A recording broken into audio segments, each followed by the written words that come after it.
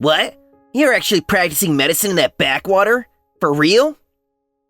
Bradley's voice dripped with contempt as he leaned in closer, his designer suit reeking of expensive cologne. Conference hall's elegant chandeliers cast harsh shadows across his sneering face. Must be nothing but old folks out there, right? He chuckled, swirling his champagne glass. You know, I've always wondered if doctors at those rundown clinics even have real medical licenses. Maybe you're just some quack. Probably doing some elder care than actual medicine. This is my first reunion in 20 years with Bradley Thompson, my former medical school classmate. The prestigious Boston Medical Conference buzzed around us. All I could focus on was the familiar sting of his mockery. Bradley was the son of the director at the prestigious St. Mary's Hospital in Boston. Throughout our student years, he never missed a chance to mock those of us from humble backgrounds. Now, 2 decades later, nothing had changed. His expression turned serious as he moved even closer, his breath hot against my ear. Say, are you really practicing medicine? Didn't you drop out of med school because you couldn't afford the tuition? You're not practicing without a license, are you? Nothing illegal going on, right? I clenched my jaw. Sure, a rural clinic has its limitations in terms of medical procedures, but calling me a quack or suggesting I'm practicing illegally? That was going too far. Just then, a distinguished figure appeared behind Bradley. His father, Dr. James Thompson, the hospital director. As he overheard his son's words, his face turned ashen. "Bradley!" he snapped. "Do you have any idea who you're talking to like that?" The younger Thompson turned, startled by his father's stern tone. Dad? What do you mean? And that's when he revealed my true identity. My name is Thomas Walker, though everyone calls me Tom. I have a younger brother named Michael. Mike to most people. Our parents passed away when we were young, leaving our grandparents to raise us in a small mountain town where the winters were harsh and opportunities were scarce. Life wasn't easy, and money was always tight. Still, our grandparents poured their love into raising us, making sure we never went hungry. Even now, I can close my eyes and see Grandma's silhouette as she made her special apple pie every Sunday at 3 p.m. The kitchen would fill with warmth and the sweet smell of cinnamon, creating memories that still comfort me today. At school, we were often targeted because of our worn-out clothes and modest appearance. Mike, being the brilliant student he was, drew particular attention from bullies who resented his intelligence. One winter afternoon, I rounded a corner to find Mike surrounded by 3 larger boys, their face twisted with cruel amusement. Hey, do this math problem, one of them taunted, shoving a crumpled paper in Mike's face. The smart Walker kid should find this easy, right? Another sneered, pushing Mike's shoulder. Mike squinted at the deliberately messy scrawl. I can't even read what you wrote, he said softly, his voice trembling. The group burst into laughter, their mockery echoing off the school's brick walls. "Hey!" I shouted, my voice booming down the hallway. "What are you doing to Mike?" The bullies froze, turning with startled expressions. Ah, crap! It's Mike's brother! Run for it! They scattered like leaves in the wind, their footsteps fading down the corridor. Mike crouched down, fighting back tears. "Mike!" Brother, I... His shoulders shook with suppressed sobs. "I know," I said gently, crouching beside him. "No need to cry anymore. I'm here." We never told our grandparents about what happened at school. Though in our small town, they probably had some idea. Sometimes they look at us with worried expressions, especially when we come home with scrapes or torn clothes. But they never pressed us for details. They just warmly welcomed us home each day. Grandma always having a fresh snack waiting, while Grandpa would ruffle our hair with his weathered hands. Then came that fateful winter morning that would change our lives forever. We were all eating breakfast together, Grandma's homemade miso soup steaming in our bowls, the rice cooker humming contentedly in the corner. The morning sun was just beginning to peek through the frost-covered windows when suddenly, Grandpa clutched his chest and collapsed. "Grandpa! Grandpa!" Grandma's voice crackled with panic. "Can you hear me, Grandpa?" I shook his shoulder gently, but he lay there unresponsive, his face growing paler by the second. Grandma rushed to the phone and dialed 911, her hands trembling as she punched in the numbers. "Please," she begged into the receiver, her voice breaking. "My husband, he's unconscious. His name is James Walker. We're at 1247 Mountain View Road. Please, hurry! Brother! Mike's voice quivered beside me. It's okay, Mike, I said, trying to sound confident as I held his trembling shoulders. But inside, I was fighting back my own tears. From Grandma's increasingly desperate tone, we could tell the news wasn't good. Living in the mountains meant it would take the ambulance over 30 minutes to reach us. I looked at Mike. His expression had changed from that of a frightened child to something more determined. We seemed to share the same thought. Without a word, we bolted out of the house toward the town's doctor office. The winter morning air bit our faces as we ran in nothing but our socks and sandals, our breath forming white clouds in the freezing air. Snow crunched under our feet as we sprinted down the empty streets, our legs burning with effort. Doctor! Doctor! Are you there? We pounded on the door of the only clinic in town, our fists growing numb for the cold. Doctor! The door finally opened, and an older man in a white coat appeared. Dr. Peterson, the town's only physician. His silver hair was perfectly combed, and his coat was pristinely pressed, a stark contrast to our disheveled appearance. He frowned at the sight of us, his lips curling with obvious disdain. Our grandfather collapsed, I gasped, struggling to catch my breath. The ambulance said it'll take over 30 minutes. Please, doctor, you have to help him. Please, Mike echoed, his voice cracking. He's not breathing right. But the doctor's expression remained cold as ice as he delivered his response, each word carefully measured. I see. That's unfortunate. I'd love to help, but I'm busy with checkups from some important patients from the city today. I simply can't spare the time. Then, looking at us like we were dirt on his polished shoes, he added with a sniff. Poor folks have to wait their turn. Now run along. The door slammed in our faces with a final devastating thud. Please! I kept banging on the door until my knuckles were raw, but it never opened again. The sound echoed through the empty streets, mixing with the howling winter wind. Brother! Mike's quiet voice finally pulled me away from my futile effort. We trudged back home, our feet heavy with more than just exhaustion. The morning sun now seemed to mock our desperation, casting long shadows across the pristine snow. We're home, I called out weakly as we entered, but the usual warm welcome didn't come. With a sense of dread growing in our hearts, we headed to the tatami room we used as a bedroom. The silence was deafening. Grandma, huh? The words caught in my throat. Before us lay Grandpa, covered with a white sheen. Beside him sat Grandma, head bowed as if time stopped around her. The morning sunlight filtered through the paper screens, casting a surreal glow over the scene. Your grandfather. Grandma's voice was barely a whisper. He didn't make it. It seemed impossible that we'd all been happily eating breakfast together just moments ago. The half-finished bowl of miso soup still sat on the table, steam no longer rising from its surface. I fought hard to hold back my tears, remembering the doctor's cruel dismissal. Mike's grip on my hand tightened. I could feel him trembling beside me. Next day, we held a small funeral. The community center was filled with the soft murmur of neighbors paying their respects.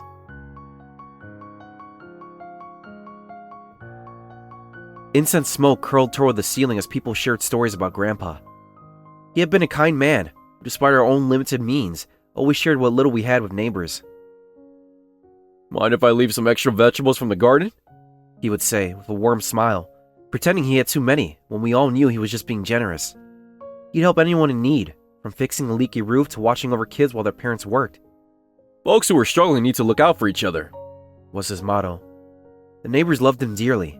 They helped with the funeral arrangements that took care of the guests, bringing food and offering comfort in quiet ways. Mrs. Yamamoto from next door kept the incense burning, while Mr. Chen from the grocery store made sure everyone had tea. Mike and I stood silently throughout, just staring at Grandpa's photo. His gentle smile looked back at us, unchanged by death. After the memorial service, our household slowly began returning to normal, though the absence of Grandpa's hearty laugh left a hole that nothing could fill. Grandma tried to keep busy, but we often caught her staring at Grandpa's empty chair during meals. One day, as Mike and I walked home from school, kicking stones along the dusty road, he broke our comfortable silence. Brother? He said, his voice unusually serious. What is it, Mike? Well, He fidgeted, choosing his words carefully as the late afternoon sun cast long shadows ahead of us. The stone we'd been kicking disappeared into a roadside ditch, leaving us without our usual distraction. Brother, I want to become a doctor. What? A doctor? I stopped walking, surprised by his sudden declaration. Mike's face was set with determination, his eyes shining with purpose. I'm sad about Grandpa dying, but I'm also angry about what that doctor said about poor people having to wait. I've thought about it a lot since then. If I had been a doctor, maybe I could have helped.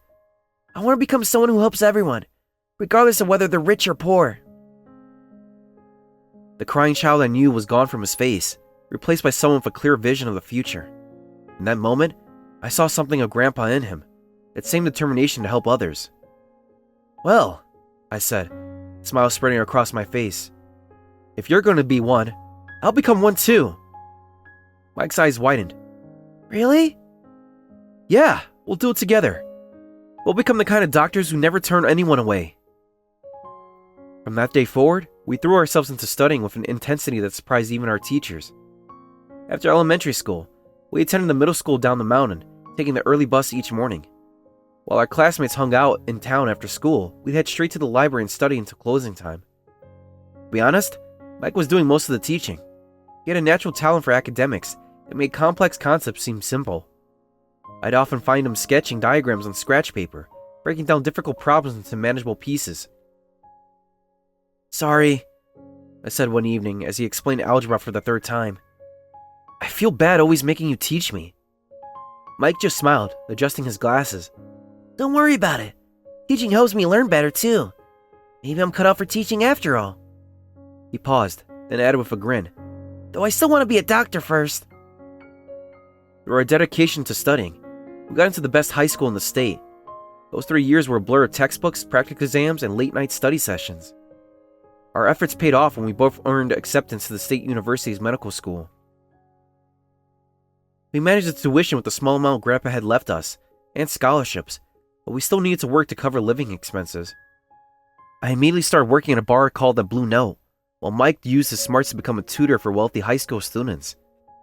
Medical school was full of kids from doctor families, and we definitely stood out as the poor ones. Our secondhand textbooks and worn clothes marked us as different from the start. But most of our classmates treated us normally.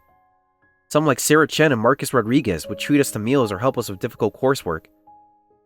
I was finally starting to enjoy college life, feeling like spring had finally come for us. Then came that fateful evening that would change everything again. It had been a particularly long day at the library. My eyes were burning from staring at a medical text, trying to memorize the intricate pathways of the nervous system. Mike had finished his work early as usual, and was waiting so we could grab dinner together. That's when Bradley approached, his expensive leather shoes clicking against the library floor. You two sure are dedicated, He said, his voice dripping with false admiration as he tried to peek at my computer screen. I sighed, already tired of his games. Well, yeah, all these medical terms, lectures alone aren't enough. We have to work extra hard. He leaned against the desk, blocking my light. Though I doubt poor country bumpkins like you will ever become real doctors. The smell of poverty just doesn't wash off, you know. I looked up sharply at his comments, but he had already shifted his attention to Mike. Your brother seems smart enough, but you know, no matter how many books you read, that poverty just seeps through. Isn't that strange? He reached for Mike's book, but Mike smoothly moved it away, never looking up from the page. Annoyed by this small act of defiance, Bradley's taunts grew nastier. Ha! You two are born different from us. Even if you become doctors, you'll just end up as some backwoods quacks. Imagine being poor even as a doctor. Tell you what, if you're nice to me now, maybe I'll let you be janitors at our hospital. I was about to snap back, my patience finally wearing thin. But Mike reached out to stop me. I swallowed my anger, remembering our goal was bigger than Bradley's petty insults. Later that evening, as we walked to our favorite ramen shop, I was still fuming. That Bradley, acting all high and mighty just because his dad's a hospital director, looking down on us. Well, Mike said thoughtfully, some people think it's okay to look down on those they consider beneath them. It says more about them than us. But the way he made fun of you, I won't forgive him. Mike seemed completely unbothered, his face peaceful in the glow of the streetlights. Let him talk. It doesn't bother me. Besides, let's become such great doctors that will make them eat their words. He grabbed my shoulder, flashing his brightest smile. Same smile he'd shown when we decided to become doctors. That's when it happened. Watch out! By the time I heard his voice, I was already rolling toward the curb, the rough pavement scraping my hands and face. Mike! I desperately searched for him in the chaos of screeching tires and blaring horns. No! About 15 feet away lay an overturned truck, its headlights still blazing in the darkness. Beneath it, I spotted familiar pants and shoes. Mike! Mike! Are you okay? A woman's voice called out. I've called 911! Are you hurt anywhere? My brother, he's under the truck. Then everything went black. When I came to, I was in a hospital bed, the harsh fluorescent lights burning my eyes. The antiseptic smell reminded me of our anatomy labs, but this time, I was the subject of being studied. Mr. Walker? A nurse touched my arm gently. How are you feeling? Mike! Where's Mike? I tried to sit up, but dizziness forced me back down. Your brother's in intensive care, she said softly. The doctor will be here shortly to explain everything. Witnesses said a truck had come barreling towards us from behind, its driver having fallen asleep at the wheel. While I escaped with minor bruises, Mike had pushed me out of the way and taken the full impact. The same protective instincts that had made him my shield against bullies had now cost him dearly. Though he survived, the trauma caused severe brain damage, leaving him partially paralyzed. The doctor spoke in careful, measured tones about extensive neurological damage and limited mobility. But all I could think about was how Mike's dreams of becoming a doctor was forever shattered. I spent days sitting by his hospital bed, watching his chest rise and fall with mechanical precision, guided by the ventilator's steady rhythm. The machines beeped their endless symphony while I drowned in guilt and self-reclamation. Why did Mike have to suffer this fate? If only I had been the one. If only I had seen the truck first. If only we had taken a different route home that night. But Mike, even in his weakened state, somehow found the strength to pull me from my spiral of self-pity. One afternoon, as sunlight filtered through the hospital window, he squeezed my hand and spoke, his voice barely above a whisper. Brother, study hard and become a doctor for both of us. His words were slow, deliberate, each one a struggle. You haven't forgotten what that town doctor did to Grandpa, have you? I want you to become such an amazing doctor that you'll prove Bradley and all of them wrong. Me? I choked out. I can't. I was always just following in your footsteps. I only wanted to become a doctor because you were. Why did this happen to you? It should have been me. It should have... Stop it, brother! His voice gained strength, even as tears formed in his eyes. Glad I could protect you. If you hadn't protected me from those bullies when we were kids, I wouldn't be who I am today. So please, brother, for my sake too. Please. I could see the pain he was hiding behind his encouragement, the dreams he was forcing himself to let go. His eyes were wet, but his gaze never wavered. I couldn't let this defeat us. I wouldn't. From that point on, I studied like a man possessed, while continuing my university studies. I desperately researched ways to help Mike recover. Every free moment was spent in the medical library, poring over journals about neurological rehabilitation and breakthrough treatments. But current medical knowledge wasn't enough. The more I learned, the more I realized how much I didn't know. There had to be a way to heal Mike's body. One night, as I was carrying drinks at the bar where I worked, I overheard some doctors discussing a groundbreaking neurosurgery program at Harvard Medical School. They spoke of revolutionary techniques and success stories that seemed like miracles.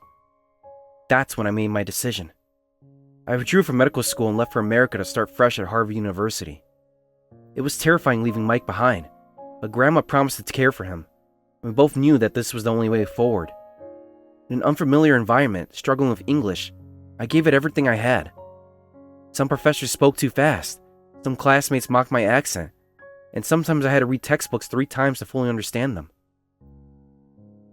But the goal of healing Mike always kept me going. During one particularly difficult period, I received a letter from Mike. His handwriting was shaky but determined. Brother, I heard you aced another exam. I knew you could do it. The physical therapy is tough, but I'm not giving up either. We'll show them what the Walker brothers can do. Those words carried me through countless sleepless nights and grueling study sessions. As a result, I graduated top of my class from Harvard Medical School. The same professors who had once looked at me skeptically now recommended me for the most prestigious residency programs. I spent 4 years in medical school after that, absorbing advanced medical knowledge like a sponge. Every procedure I learned, every technique I mastered, I viewed through the lens of how it might help Mike. I worked as a neurosurgeon at various American hospitals, taking on the most challenging operations. Each success built my confidence. Each failure drove me to study harder. My colleagues started calling me the miracle worker, after I successfully operated on cases others had deemed hopeless. Word of my surgical skills spread, and soon I was receiving offers from top European hospitals. The money would have been incredible, the prestige unmatched. But Mike's weekly phone calls, his voice growing stronger, but still carrying the weight of his injuries, always brought me back to my true purpose. After decades in America, I decided to return home. The timing felt right. I had the skills now, and more importantly, I had a plan. Back in Boston, I visited my old medical school, walking the familiar halls where Mike and I had once studied together. That's where I unexpectedly ran into Bradley's father, Dr. James Thompson. Dr. Walker! He called out, his face lighting up of recognition. It's been a while. I heard you were coming back. Your achievements are remarkable. As a fellow American, I'm proud. He had aged considerably, his hair now completely white, but his eyes were sharp as ever. Thank you, doctor, I replied, bowing slightly. I just tried my best for each patient in front of me. After some thought, he asked, Say, Dr. Walker, where are you working now? I just got back about a week ago, so I'm still looking. Then came an unexpected proposal that would change everything. If you're interested, he said, leaning forward, would you consider joining our hospital? We'd offer you special terms, of course. Our neurosurgery department could use someone of your caliber. Surprised by the offer, I decided to take a chance. This could be the opportunity I've been waiting for. Thank you, I'd be honored, I said carefully. But I have some conditions. If you accept them, I'll handle all your difficult surgeries. What do you say? My conditions were straightforward but non-negotiable. First, I wanted to perform Mike's surgery at St. Mary's, a complex operation that I would perform myself. It would require custom equipment and a specialized team, but I had developed the procedures specifically for cases like his. Second, I wanted a good environment for Mike's nursing care. Given the complexity of the surgery, rehabilitation would take time. I wanted Mike to recover in a peaceful environment without added stress. The director considered my proposal carefully, his fingers drumming thoughtfully on his desk. The silence stretched between us as he weighed the implications.